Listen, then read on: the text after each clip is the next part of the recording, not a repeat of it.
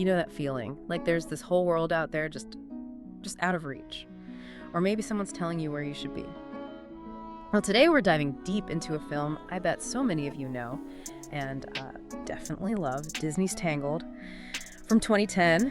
It really did kind of rewrite the book on Disney fairy tales, didn't it? And we've got some great sources lined up, narrative stuff, behind-the-scenes insights, going to really unpack it all. Yeah, absolutely. And our mission here, it's not just about the animation, which is gorgeous, or the songs, which are, let's face it, super catchy.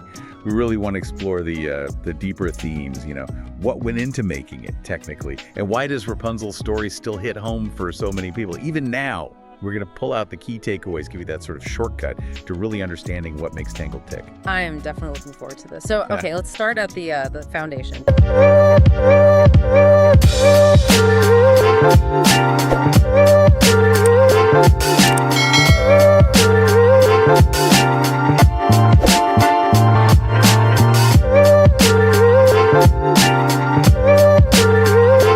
Tangled was Disney's 50th animated feature. That's a big deal, right? Huge milestone. Yeah. And it managed this incredible mix of, timeless fairy tale stuff, but with really modern animation. And the humor felt very current, too. It's based on the classic grim fairy tale Rapunzel, obviously. Right. And what's so fascinating, I think, is how they took that story, which everyone kind of knows, and just injected it with this contemporary energy. Yeah. And the character depth. It feels both familiar, like you said, classic, but also totally fresh and new at the same time. How exactly did they manage that balance, making it feel old and new? Because sometimes that can go wrong, That's a really good point. I think a few things worked. First, Rapunzel herself, she's not passive, is she? Yeah. She's actively trying to get out, making plans. Right, she hits Flynn with a frying pan. Exactly, not waiting for a prince. And then the humor, like you mentioned, Flynn Rider especially, he kind of undercuts the usual fairy tale hero tropes. It's witty. And then the look of it, that animation style, it managed to feel painterly, almost like the old Disney films, but with all the smoothness and depth of CGI. It's this perfect mix, really. Adventure, romance, but also these really heartwarming lessons underneath. Okay, yeah, that blend is key. Let's get into the story itself then, the narrative. The core, as most people remember, is Rapunzel. She's got this, 70 feet of magical golden hair? 70 feet, yeah. Incredible. And it has healing powers, restores youth. Which is why she's locked away, right, in this tower her whole life by Mother Gothel. Who's not her real mother, crucially. Gothel just uses the hair to stay young forever. Purely selfish. And Rapunzel's one big dream, the thing driving her, is she wants to see these floating lanterns that appear every year on her birthday. Which she doesn't realize are for her. Exactly. It's the symbol of the world she's missing, this deep yearning. And that yearning is basically the plot engine. So then Flynn Rider shows up. The charming thief. Yeah, the charming thief on the run literally stumbles into her tower. Yeah. He's the catalyst, but it's not exactly romantic at first. Not at all. She captures him. She does. She's resourceful. And they strike this deal, very practical. He takes her to see the lantern. She gives him back the stolen satchel he's after. It's so transactional to start. Not your typical Disney meet cute. How does that kind of almost business deal beginning set them up differently than, say, Cinderella or Snow White? Well, it forces them to actually build something, doesn't it? It's not instant magic. They have to earn trust. Yeah. They start off wary of each other. Yeah. He thinks she's weird. She thinks he's just a tool to get what she wants. They both have these walls up. Hers literal, his emotional. Good point. So that bargain pushes them together, makes them have to rely on each other, see past the surface stuff. It leads to something, I think, much more authentic in the end. Then they travel through this amazing world, too. The sources talk about these lush forests, the villages. It feels really alive. It does, yeah. The setting itself is almost a character guiding their journey. Absolutely. And as they're on this journey, there are just so many, beautiful moments, right? Emotional highlights. Definitely. You see this friendship slowly building between Rapunzel and Flynn. It's not rushed. It really feels like it turns into love organically. Through shared experience. And then you get the action. The chase scenes are genuinely exciting. And we have to talk about Maximus. Oh, Maximus the horse. He's brilliant. He totally steals the show sometimes, doesn't he? Acting like this determined police dog. His whole rivalry with Flynn is hilarious. He's pure comedic gold. Yeah. But it's clever because his personality, And Pascal's too, the chameleon. Yeah. They add this lightness, this extra layer. It stops the film from getting too heavy even when the stakes are high. Makes the emotional stuff land harder, I think. I totally agree. It balances it perfectly. Okay, speaking of emotional stuff landing hard, we have to talk about that scene. The lanterns. I see the light. Yes, iconic. What makes that specific moment so powerful and Tangled? More than just a pretty song sequence. Well, visually it's breathtaking, obviously, but it's the culmination of everything for Rapunzel. Her lifelong dream is literally surrounding her. Right. But it's more than that. It's the moment she truly connects with another person, Flynn. And it's mutual. She's seeing her dream, realizing a world beyond the tower is possible. He's seeing maybe a different kind of life for himself, beyond just stealing things. So it's a shared turning point. Exactly. It's about hope, finding yourself, seeing the light in someone else. It's the emotional core of the whole film, really. Just pure, earned movie magic. It definitely sticks with you. It really does. And the film doesn't shy away from other big emotions either, like the eventual reunion with her real parents. That hits hard because you've been on this whole journey with her. Yes, the payoff feels significant because of everything she went through to get there. It's those layers that make it resonate. Okay, so let's unpack those layers a bit more, the themes. Because Tangled, like you said, it's more than just a fun princess movie. It's got some real substance. Oh, absolutely. Yeah.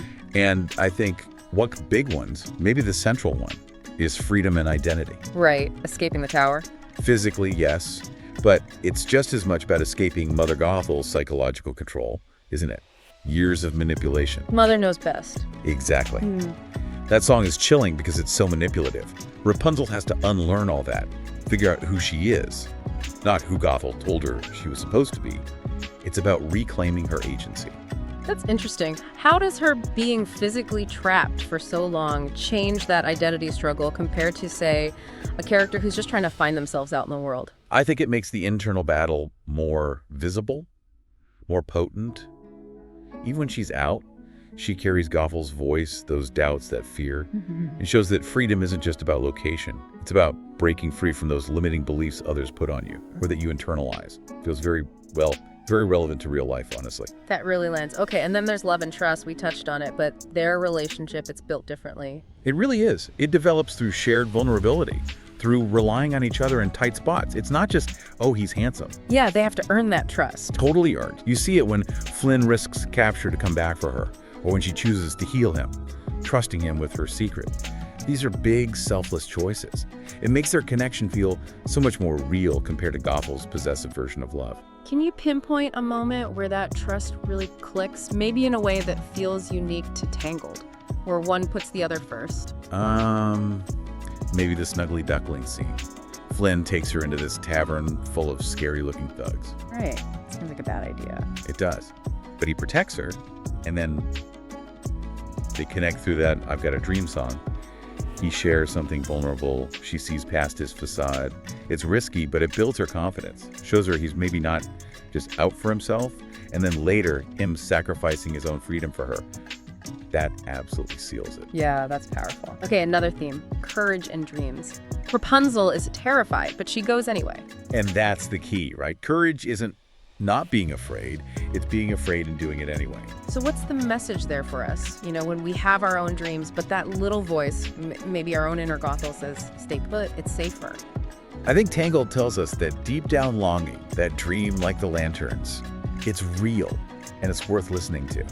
Gothel tried to stamp it out, but she couldn't. It suggests that taking that leap, believing in your own desire for something more, even when it's scary, that's where life really begins. It's about empowering yourself to step out. That's a great takeaway. And running through all this, you have that stark contrast. Manipulation versus genuine care. Oh, absolutely. Mother Gothel is a masterclass in toxic, self-serving love. It's all about control, keeping Rapunzel and her magic for herself. It's chillingly effective. It is, because it mimics real emotional abuse, that gaslighting. She makes Rapunzel doubt herself. Yeah, Gothel isn't like a sorceress throwing spells. Her power is psychological. It's quite sophisticated for a villain. Very much so.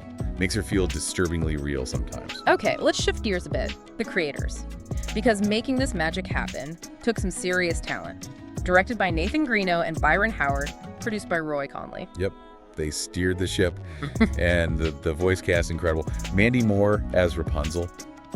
She just nailed that mix of innocence and growing strengths. She really did. And Zachary Levi as Flynn Rider, so much charm, but also that vulnerability underneath you. You believe his change of heart. Totally. And Donna Murphy as Mother Gothel, just iconic. That theatricality, but also genuinely menacing and darkly funny. Her performance is a huge part of why Gothel works so well. Did Mandy Moore do anything specific with the voice work to show that growth? Well, the sources suggest she really focused on keeping Rapunzel sounding youthful and a bit naive initially, letting that mature as Rapunzel experience the world. Yeah, and her singing style felt very natural, almost like she was just speaking the songs, which helped ground the character.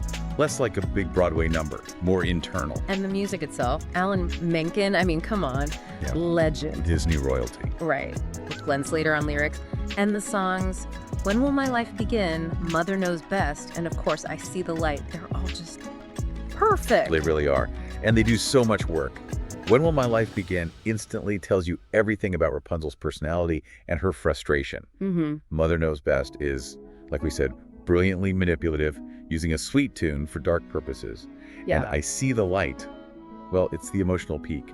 The songs really push the story forward. Okay, and then there's the animation. This is where things get really interesting technically. It was the most expensive animated film ever made at that point. Yeah, which sounds crazy, but it makes sense when you understand what they were trying to do. They wanted that classic, hand-drawn Disney look, think Sleeping Beauty, Cinderella, but using 3D CGI. Merging those two styles. Exactly. And Disney actually had to develop new software specifically for Tangled to pull it off. Wow.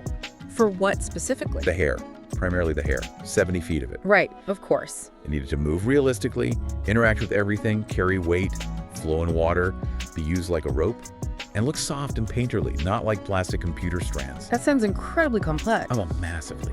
They needed custom physics simulations just for the hair. So that innovation wasn't just for show. It was about respecting the Disney legacy while pushing the technology forward.